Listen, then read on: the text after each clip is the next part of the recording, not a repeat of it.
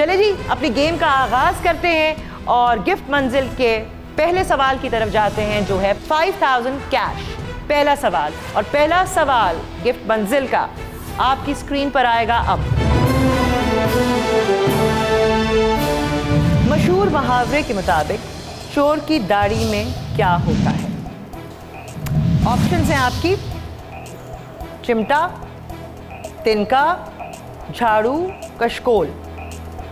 मशहूर मुहावरे के मुताबिक चोर की दाढ़ी में क्या होता है? अगर चोर की दाढ़ी ना हो फिर ए चिमटा, बी तिनका, सी झाड़ू, डी कशकोल। बी तिनका।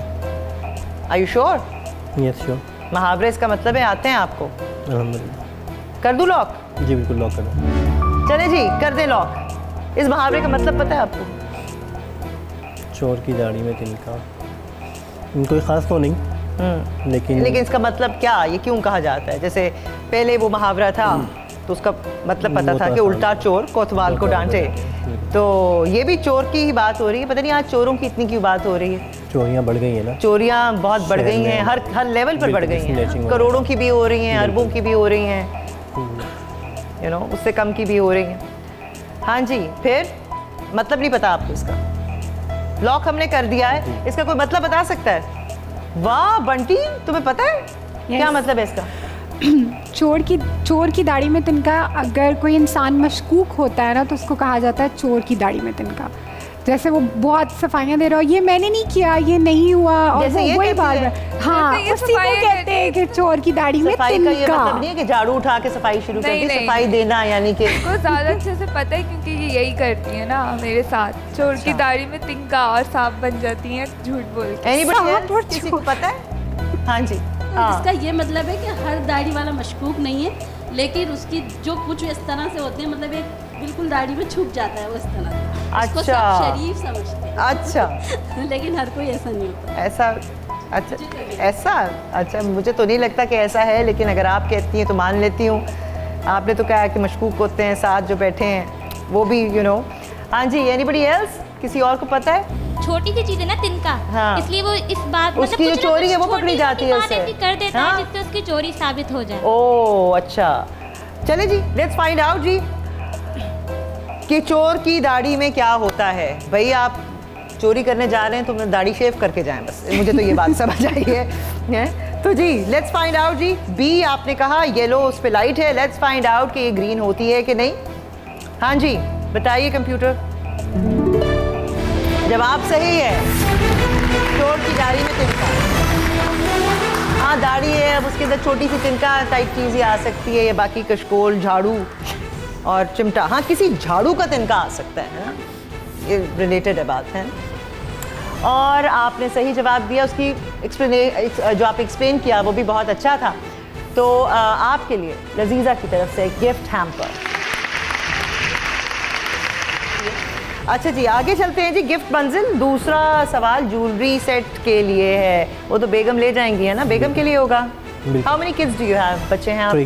3। बेटी? एक बेटी 2 बेटे। एक। What are their ages? 9 years. 9 years. बड़ा बेटा 9 साल का। अच्छा। फिर बेटी 7 साल की और फिर बेटा 5। Okay okay. ज्वेलरी सेट, आपको क्या लगता है कि ज्वेलरी जो है जिसे जेवर कहते हैं वो ज़्यादा ज़रूरी होता है कि तालीम का जेवर ज़्यादा ज़रूरी है? तालीम तो है।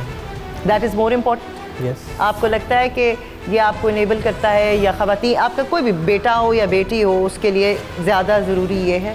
तालीम बहुत ज़रूरी है, और तालीम के साथ साथ तरबियत बेहद ज़रूरी है, क्योंकि अगर तालीम है और तरबियत नहीं है तो बिल्कुल बेकार है। आपको लगता है कि आजकल के स्कूल्स में जनरली स्पीकिंग तरबियत पे भी उतना ही ज़ोर दिया जाता है, या बस तालीम पे, सिलेबस पे एंड ऑल दैट?